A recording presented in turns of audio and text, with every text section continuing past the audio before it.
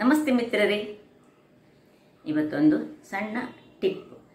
ಯಾರಿಗೆ ಒಣ ಚರ್ಮ ಉಂಟು ಅಂದರೆ ಡ್ರೈ ಸ್ಕಿನ್ ಮತ್ತು ತುಂಬ ಮೊಡವೆ ಪ್ರಾಬ್ಲಮ್ ಉಂಟು ಅಂಥವರು ಈ ಮುಳ್ಳು ಸೌತೆಕಾಯಿಯನ್ನು ಅವರ ಆಹಾರದಲ್ಲಿ ತುಂಬ ಯೂಸ್ ಮಾಡಬೇಕು, ಅಥವಾ ಅದರ ಜ್ಯೂಸ್ ಮಾಡಿ ಕುಡಿದ್ರೆ ಸಹ ಬಹಳ ಉತ್ತಮ. ಹಾಗಿರುವಾಗ ಇವತ್ತು ನಾನು ಮೊಟ್ಟೆ ಸಹ ನಮ್ಮ ಆರೋಗ್ಯಕ್ಕೆ ಬಹಳ ಉತ್ತಮ. ದಿನಕ್ಕೊಂದು ಮೊಟ್ಟೆ ಹೆಚ್ಚಿಸುವುದು ಆರೋಗ್ಯ ಅಂತ ನೀವು ಕೇಳಿರುವುದು. ಹಾಗಿರುವಾಗ ಇವತ್ತು ಮಸಾಲಾ ಎಗ್ ಅಂದರೆ ಎಗ್ಗನ್ನು ಬಳಸಿ ಒಂದು ಗ್ರೇವಿಯನ್ನು ಮಾಡಿದ್ದೇನೆ. ಬಹಳ ಡಿಫ್ರೆಂಟ್ ಆದ ಗ್ರೇವಿ. ಹಾಗಿರುವಾಗ ಇದನ್ನು ಹೇಗೆ ಮಾಡುವುದು, ಅದಕ್ಕೆ ಏನೆಲ್ಲ ಸಾಮಗ್ರಿಗಳು ಬೇಕು ಎಂದು ನೋಡುವ ಮೊದಲು ಯಾರೆಲ್ಲ ನನ್ನ ಚಾನಲನ್ನು ನೋಡ್ತಿದ್ದೀರಿ, ಯಾರೆಲ್ಲ ಇನ್ನೂ ಸಬ್ಸ್ಕ್ರೈಬ್ ಮಾಡಿಲ್ಲ, ದಯವಿಟ್ಟು ಸಬ್ಸ್ಕ್ರೈಬ್ ಮಾಡಿ ಸಪೋರ್ಟ್ ಮಾಡಿ ಅಂತ ಹೇಳುತ್ತಾ ಬನ್ನಿ ಈ ಒಂದು ರುಚಿಕರವಾದ ಎಗ್ ಮಸಾಲ ಹೇಗೆ ಮಾಡುವುದು ಎಂದು ನೋಡೋಣ. ಮಿತ್ರರೇ, ಇವತ್ತು ಎಗ್ಗನ್ನು ಬಳಸಿ ನಾವು ಎಗ್ ಮಸಾಲ ಮಾಡುವ. ಬಹಳ ರುಚಿಕರವಾಗಿರ್ತದೆ ಮತ್ತು ಕ್ವಿಕ್ಕಾಗಿ ಮಾಡುವಂತಹದ್ದು. ಏನು ಇದರಲ್ಲಿ ಹೆಚ್ಚಿನ ಕೆಲಸ ಇಲ್ಲ, ಜಸ್ಟ್ ಒಂದಿಷ್ಟು ಕಟ್ ಮಾಡಿ ಇಟ್ಟುಕೊಂಡ್ರೆ ಆಯಿತು. ಇಲ್ಲಿ ನೋಡಿ, ನಾನು 2 ಎಗ್ ತೆಗೆದುಕೊಂಡಿದ್ದೇನೆ. ನೀವು ಇದನ್ನು 4 ಎಗ್ಗು ಅಥವಾ 6 ಎಗ್ಗು ನಿಮಗೆ ಬೇಕಿದ್ದ ರೀತಿಯಲ್ಲಿ ಮಾಡ್ಕೊಳ್ಬೋದು. ಈಗ 2 ಟೊಮೆಟೊವನ್ನು ಸಣ್ಣದಾಗಿ ಹೆಚ್ಚಿಟ್ಕೊಂಡಿದ್ದೇನೆ. ಸ್ವಲ್ಪ ಕೊತ್ತಂಬರಿ ಸೊಪ್ಪು ಹೆಚ್ಚಿಟ್ಕೊಂಡಿದ್ದೇನೆ. ಇಲ್ಲಿ ಜಿಂಜರ್ ಮತ್ತು ಗಾರ್ಲಿಕ್ ಅನ್ನು ಸಣ್ಣ ಸಣ್ಣದಾಗಿ, ಹಾಗೆ ಜಿಂಜರ್ ನಿಮ್ಮ ಹತ್ರ ನಿಮ್ಗೆ ಇದಾಗದಿದ್ದರೆ ಅಥವಾ ಜಿಂಜರ್ ಗಾರ್ಲಿಕ್ ಪೇಸ್ಟ್ ಅನ್ನು ನಾವು ಯೂಸ್ ಮಾಡಬಹುದು. 2 ಸ್ಲಿಟ್ ಮಾಡಿಟ್ಕೊಂಡಂತಹ ಮೆಣಸು, ಒಂದು ಲಿಂಬೆ ಹುಳಿಯ ಜ್ಯೂಸ್ ಬೇಕು, 1 ಸ್ಪೂನಿನಷ್ಟು ನಮಗೆ. 2 ಸಣ್ಣದಾಗಿ ಹೆಚ್ಚಿಟ್ಟಂತಹ ನೀರುಳ್ಳಿ, ದೊಡ್ಡ ಸೈಜ್ ಆದರೆ 1 ಸಾಕು. ಉಪ್ಪು, ಮತ್ತೆ ನೋಡಿ ಇದನ್ನು ನಾನು ಗುದ್ದಿಟ್ಟಿಟ್ಕೊಂಡಿದ್ದೇನೆ, ಅಥವಾ ನಿಮ್ಮ ಹತ್ರ ಕರಿಮೆಣಸಿನ ಪುಡಿ ಇದ್ರೆ ಸಾಕ್ತದೆ. ಸ್ವಲ್ಪ ಹಳದಿ, 1 ಪಲಾವ್ ಎಲೆಯ ಮೇಲೆ ನೋಡಿ ನಾನು 2 ಈ ಲವಂಗ, ಏಲಕ್ಕಿ ಮತ್ತೊಂದು ಸಣ್ಣ ತುಂಡು ಹೂವನ್ನು ಇಟ್ಕೊಂಡಿದ್ದೇನೆ. ಇಷ್ಟೇ ಸಾಕು. ಇದಕ್ಕೆ ತುಂಬ ಹಾಕಬಾರ್ದು, ತುಂಬ ಹೆಚ್ಚು ಹಾಕಿದರೆ ಗರಂ ಮಸಾಲೆ ಆಗ್ತದೆ. 1 ಚಮಚದಷ್ಟು ಮೆಣಸಿನ ಪುಡಿ, 1 ಚಮಚದಷ್ಟು ಗರಂ ಮಸಾಲೆ ಪುಡಿ, 2 ಚಮಚದಷ್ಟು ಕೊತ್ತಂಬರಿ ಪುಡಿ, 1 ಅರ್ಧ ಚಮಚದಷ್ಟು ಜೀರ ಪುಡಿ. ಈಗ ಮೊದಲಿಗೆ 1 ಬಣಾನೆಯನ್ನು ಇಟ್ಕೊಂಡಿದ್ದೇನೆ ನಾನು, ಸಣ್ಣ ಬಣಾನೆ ನೋಡಿ ಸುರಿಗೆ. ಅದಕ್ಕೆ ಸ್ವಲ್ಪ ತುಪ್ಪ ಅಥವಾ ಎಣ್ಣೆ, 2ರಲ್ಲಿ ಯಾವ ಸಹ ಆಗ್ತದೆ. ತುಪ್ಪ ಸಹ ಹಾಕೊಳ್ಬೋದು, ಎಣ್ಣೆ ಸಹ ಹಾಕೊಳ್ಬೋದು. ನಾವು ಸ್ವಲ್ಪ ಹಾಕೊಂಡ್ರೆ ಆಯಿತು. ಈ ಮೊಟ್ಟೆಯನ್ನು ನೋಡಿ, ಅದು ಬಿಸಿ ಆಗಬೇಕು. ಬಿಸಿ ಆಗುವಾಗ ಈ ಮೊಟ್ಟೆಯನ್ನು ಹೀಗೆ ಒಡೆದು ನಾವು ಸ್ಟ್ರೈಟ್ ಆಗಿ ಇದಕ್ಕೆ ಹಾಕೊಳ್ಳೋಣ. ಈಗ ಅದರ ಮೇಲೆ ಸ್ವಲ್ಪ ಉಪ್ಪು, ಸ್ವಲ್ಪ ನಾವು ಹಳದಿಯ ಪುಡಿ, ಹೀಗೆ ಕೈಯಲ್ಲಿ 1 ಪಿಂಚಿನಷ್ಟು ಹಾಕೊಳ್ಳೋದು. ಇನ್ನು ಸ್ವಲ್ಪ ಕರಿಮೆಣಸಿನ ಪೌಡರ್ ಹಾಕೊಂಡು 1 ನಿಮಿಷ ಹಾಗೆ ಇಟ್ಕೊಳ್ಳೋಣ. ವೀಕ್ಷಕರೇ, ಇಲ್ಲಿ ನೋಡಿ, ಇಷ್ಟು ಅದು ಬೇಯುವಾಗ ನಾವು ಇದನ್ನು ಸ್ವಲ್ಪ ಅಡಿಮೇಲೆ ಮಾಡ್ಕೊಳ್ಳೋಣ.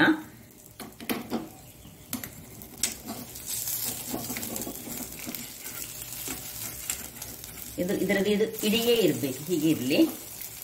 ಇದು ಮಕ್ಕಳಿಗೆ ಅಂತೂ ಬಹಳ ಖುಷಿಯಾಗುವಂತಹ ಒಂದು ಎಗ್ ರೆಸಿಪಿ. ಇದಾದ್ಮೇಲೆ ಇದನ್ನು ಈಗ ನಾನು ತೆಗೆದುಕೊಳ್ತೇನೆ. ಸ್ವಲ್ಪ ಇದು ಅದರದ್ದು ತುಂಬ ಬೇಯಬೇಕಂತಿಲ್ಲ, ಮತ್ತೆ ನಾವು ಗ್ರೇವಿ ಒಟ್ಟಿಗೆ ಹಾಕುವಾಗ ಸಹ ಅದು ಇದಾಗ್ತದೆ. ಸೊ ಇದನ್ನು ನಾನು ಹೊರಗೆ ತೆಗೆದುಕೊಳ್ತೇನೆ. ಹೀಗೆ ಇರಲಿ, ಅದು ಅಷ್ಟು ತುಂಬ ಬೇಯಬೇಕಂತೇನಿಲ್ಲ. ಈಗ 2ನೇ ಎಗ್ ಅಂತ ಹಾಗೆ ಸ್ವಲ್ಪ ಎಣ್ಣೆಯನ್ನು ಹಾಕೊಂಡು ಇದಿರಲಿ, ಏನು ತೊಂದರೆ ಇಲ್ಲ, ಇದರ ಒಟ್ಟಿಗೆ ಮಾಡ್ಕೊಳ್ಳೋಣ ನಾವು.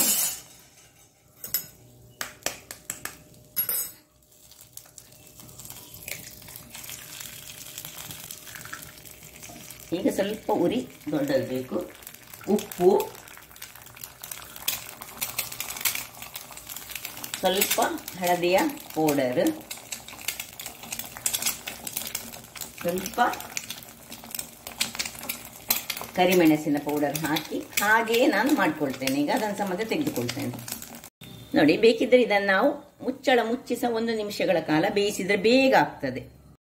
ನೋಡಿ ವೀಕ್ಷಕರೇ, ಹೀಗೆ ಮುಚ್ಚಿಟ್ಟರೆ ನಮಗೆ ಇದನ್ನು ಅಡಿಮೇಲ್ ಮಾಡುವಂತಹ ಅವಶ್ಯಕತೆಯೇ ಇರುವುದಿಲ್ಲ. ಸಪೋಸ್ ನಾವು ಮುಚ್ಚದಿದ್ದರೆ ಅಡಿಮೇಲ್ ಮಾಡ್ಕೊಳ್ಬೇಕು, ಇಲ್ಲದಿದ್ದರೆ ನೋಡಿ ಹೀಗೆ ಬೇಯಿಸ್ಕೊಂಡ್ರೆ ಆಯ್ತು. ನೋಡಿ ಹೀಗೆ ಒಳ್ಳೆದಾಗಿ ಬರ್ತದೆ. ಈಗ ಇದನ್ನು ತೆಗೆದುಕೊಳ್ಳೋಣ. ನಾನು 2 ಮಾಡ್ತಿದ್ದೇನೆ, ನೀವು ಬೇಕಿದ್ರೆ ಹೆಚ್ಚು ಮಾಡ್ಬೋದು ವೀಕ್ಷಕರೇ. ಈಗ ಒಂದು ಬಾಣಲೆಯನ್ನು ಇಟ್ಟುಕೊಳ್ಳೋಣ. ಬಾಣಲೆ ಬಿಸಿ ಆಗುವಾಗ ತುಪ್ಪ ಅಥವಾ ಎಣ್ಣೆ 2ರಲ್ಲಿ ಯಾವುದಾದ್ರೂ ಒಂದನ್ನು ಹಾಕೊಂಡ್ರೆ ಆಯಿತು.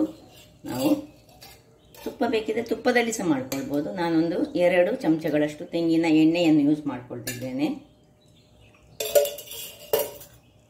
ಈ ತೆಂಗಿನ ಎಣ್ಣೆ ಬಿಸಿ ಆಗಲಿ ವೀಕ್ಷಕರೇ. ಇದರೊಟ್ಟಿಗೆ ನಾನು 1 ಚಮಚದಷ್ಟು ತುಪ್ಪವನ್ನು ಸಹ ಹಾಕೊಳ್ತಿದ್ದೇನೆ. ಈಗ ತುಪ್ಪ ಎಲ್ಲ ಬಿಸಿ ಆಗುವಾಗ ಆನಿಯನ್, ಹೆಚ್ಚಿಟ್ಟಂತಹ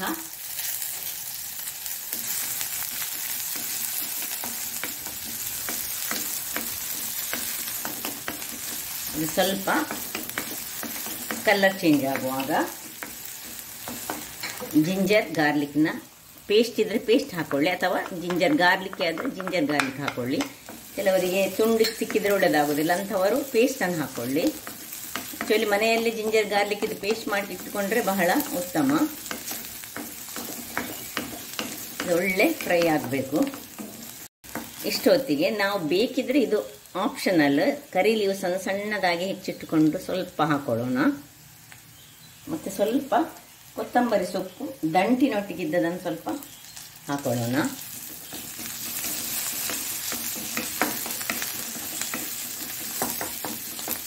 ಇನ್ನು ಟೊಮ್ಯಾಟೊ ಹಾಕೊಳ್ತಿದ್ದೇನೆ.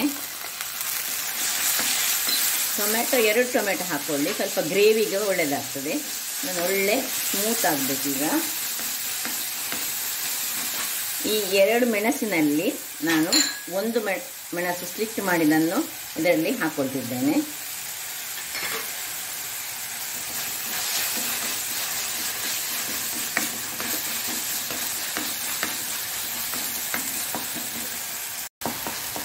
ಇಷ್ಟ ಆಗುವಾಗ ಇಲ್ಲಿ ನೋಡಿ, ನಾನು ನಡುವಲ್ಲಿ ಸ್ವಲ್ಪ ಸ್ಥಳವನ್ನು ಮಾಡಿಕೊಂಡು ಇಲ್ಲಿ 1 ಸ್ಪೂನಿನಷ್ಟು ಎಣ್ಣೆಯನ್ನು ಹಾಕ್ಕೊಂಡು ಈ ಗರಂ ಮಸಾಲೆಯನ್ನು ನೋಡಿ ಇದರಲ್ಲಿ ಹಾಕ್ಕೊಳ್ತಿದ್ದೇನೆ. ಗರಂ ಮಸಾಲೆ ಎಲೆ ಇದನ್ನು ಮೊದಲಿಗೆ ಸಹ ಹಾಕ್ಕೊಳ್ಬೋದು, ಅಥವಾ ನಂತರ ಹೀಗೆ ಹಾಕಿದರೆ ಇದಕ್ಕೊಂದು ಫ್ಲೇವರ್ ಒಂದು ಬೇರೆ ಬರ್ತದೆ. ಹಾಗಾಗಿ ಹೀಗೆ ನಡುವಲ್ಲಿ ಒಮ್ಮೆ ಹಾಕ್ಕೊಂಡು ಸ್ವಲ್ಪ ಹೊತ್ತು ಹೀಗೆ ಬಿಡಿ. ಮತ್ತೆ ಬೇಕಿದ್ರೆ ಈ ಎಲೆಯನ್ನು ನಾವು ಅದರದ್ದು ರಸ ಅದರಲ್ಲಿ ಬಿಟ್ಟ ಮೇಲೆ ನಾವು ತೆಗೆದುಕೊಳ್ಬೋದು. ಓಕೆ, ಇಷ್ಟ ಆಗುವಾಗ ನೋಡಿ ಇದರ ಫ್ಲೇವರ್ ಆಗುವಾಗ ಇದನ್ನು ಸ್ವಲ್ಪ ಸೈಡಲ್ಲಿ ಮಾಡ್ಕೊಳ್ಳೋಣ. ಸೈಡಲ್ಲಿ ಮಾಡಿಕೊಂಡು ಇನ್ನು ಎಲ್ಲ ಮಸಾಲೆಗಳನ್ನು ನೋಡಿ, ಇದು ಗರಂ ಮಸಾಲೆ, ಇದು ಮೆಣಸಿನ ಹುಡಿ, ಮತ್ತು ಇದು ಕೊತ್ತಂಬರಿ ಹುಡಿ, ಜೀರಾ ಹುಡಿ ಎಲ್ಲವನ್ನು ಒಟ್ಟಿಗೆ. ಈಗ ನಾವು ಏನು ನೀರನ್ನು ಸೇರಿಸಲಿಲ್ಲ ಇಷ್ಟೊತ್ತು ತನಕ, ಈ ಒಂದು ಎಣ್ಣೆಯಲ್ಲಿ ಇದು ಫ್ರೈ ಆಗಬೇಕು.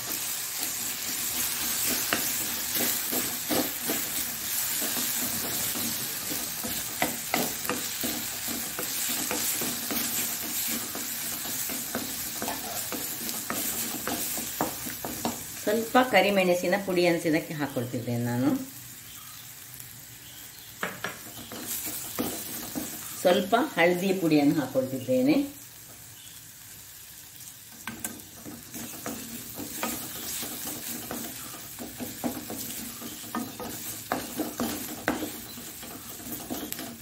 ಇನ್ನು ಸ್ವಲ್ಪ ಉಪ್ಪು, ರುಚಿಗೆ ತಕ್ಕಷ್ಟು ಉಪ್ಪು. ತುಂಬ ಉಪ್ಪು ಹಾಕ್ಲಿಕ್ಕೆ ಹೋಗಬೇಡಿ, ಯಾಕೆಂದರೆ ಇದು ನಮ್ಮದು ಗ್ರೇವಿ ಮತ್ತೆ ನೋಡಿಕೊಂಡು ಹಾಕೊಳ್ಬೋದು. ಗ್ರೇವಿಗೆ ಸ್ವಲ್ಪ ನೀರು ಹಾಕ್ಲಿಕ್ಕೆ ಉಂಟು, ಅದರ ನಂತರ ನಾವು ಉಪ್ಪನ್ನು ಸಹ ಮತ್ತೆ ಟೇಸ್ಟ್ ಮಾಡಿಕೊಂಡು ನೋಡ್ಕೊಂಡು ಹಾಕ್ಕೊಳ್ಬೇಕು. ಈಗ ಇದಿಷ್ಟಿದ್ರಲ್ಲಿ ಒಳ್ಳೆ ಫ್ರೈ ಆಗುವಾಗ ನೋಡಿ ಹೀಗೆ ಒಂದು ಶೇಪಿಗೆ ಬರಬೇಕು ಅದು ಒಟ್ಟಿಗೆ. ಆಗ ಸ್ವಲ್ಪ ಒಂದು ಅರ್ಧ ಲೋಟದಷ್ಟು ನೀರನ್ನು ಹಾಕೊಳ್ಳೋಣ.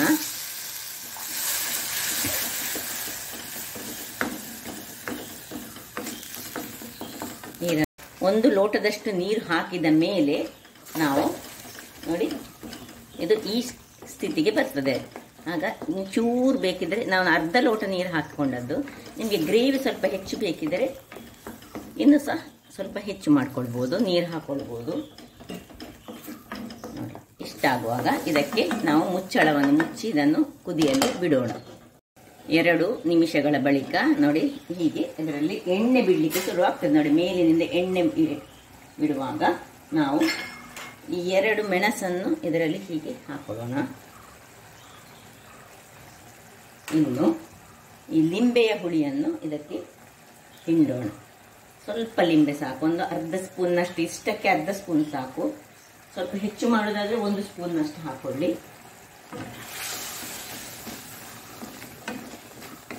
ಗ್ರೇವಿ ರೆಡಿ ಆಯಿತು. ಈಗ ಅದರ ಮೇಲೆ ಸ್ವಲ್ಪ ಕೊತ್ತಂಬರಿ ಸೊಪ್ಪನ್ನು ಹಾಕೊಳ್ತಿದ್ದೇನೆ.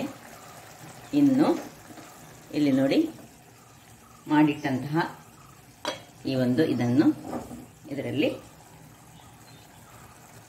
ಹಾಕೊಳ್ಳೋಣ. ಹಾಕೊಂಡು ಅದರ ಮೇಲೆ ಸ್ವಲ್ಪ ಮಸಾಲೆಯನ್ನು ಹೀಗೆ ಹಾಕೊಳ್ಳೋಣ. 1 ನಿಮಿಷ ಮುಚ್ಚಳವನ್ನು ಮುಚ್ಚಿ ಹೀಗೆ ಬೇಯಿಸಿಕೊಳ್ಳೋಣ. 1 ನಿಮಿಷದ ಬಳಿಕ ನೋಡಿ ಹೀಗೆ ಕುದೀತಾ ಉಂಟಿದ್ದೀವಿ, ಸಾಕು. ಇದನ್ನೀಗ ಆಫ್ ಮಾಡ್ಕೊಳ್ಳೋಣ. ಬೇಕಿದ್ರೆ ಇದನ್ನು ಇದರ ಮೇಲೆ ಸ್ವಲ್ಪ ಮಸಾಲೆಗಳನ್ನು ಹಾಕೊಂಡು ಇದನ್ನೀಗ ಸರ್ವಿಂಗ್ ಟೈಮ್ ನೋಡಿ ಸರ್ವ್ ಮಾಡ್ಕೊಳ್ಳೋಣ. ನಿಮಗೆ ಹೇಗೆ ಬೇಕು ಹಾಗೆ ಇದನ್ನು ತಿನ್ಬೋದು. ಇದು 2ಕ್ಕೆ ಮಾಡಿದಂತಹ ಮಸಾಲೆ ನಾನು ನೋಡಿ ಏನು ಚೆನ್ನಾಗಿ ಬರ್ತದೆ ಹೇಳಿದರೆ. ಗ್ರೇವಿ ಸಹ ಉಂಟು. ಇದನ್ನು ತೆಗೆದುಕೊಳ್ಳೋಣ ನಾವು.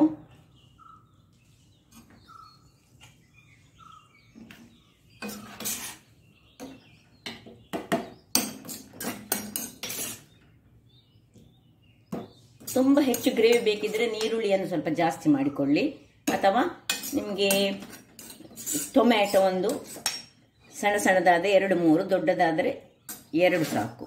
ನೋಡಿದ್ರಲ್ಲ ವೀಕ್ಷಕರೇ, ಸ್ವಲ್ಪ ಬಹಳ ಚೆನ್ನಾಗಿ ಬರ್ತದೆ. ಹಾಗಾದರೆ ನನ್ನ ಈ ಕುಕಿಂಗ್ ಚಾನಲ್ ನಿಮಗೆ ಇಷ್ಟ ಆದರೆ ಬೋಳೂರು ಸುವರ್ಣ ಚಾನಲನ್ನು ಲೈಕ್ ಮಾಡಿ, ಶೇರ್ ಮಾಡಿ ಹಾಗೂ ಸಬ್ಸ್ಕ್ರೈಬ್ ಮಾಡಿ, ಹಾಗೂ ನನ್ನ ಇನ್ಸ್ಟಾಗ್ರಾಮ್ ಪೇಜನ್ನು ಫಾಲೋ ಮಾಡಿ. ಧನ್ಯವಾದಗಳು.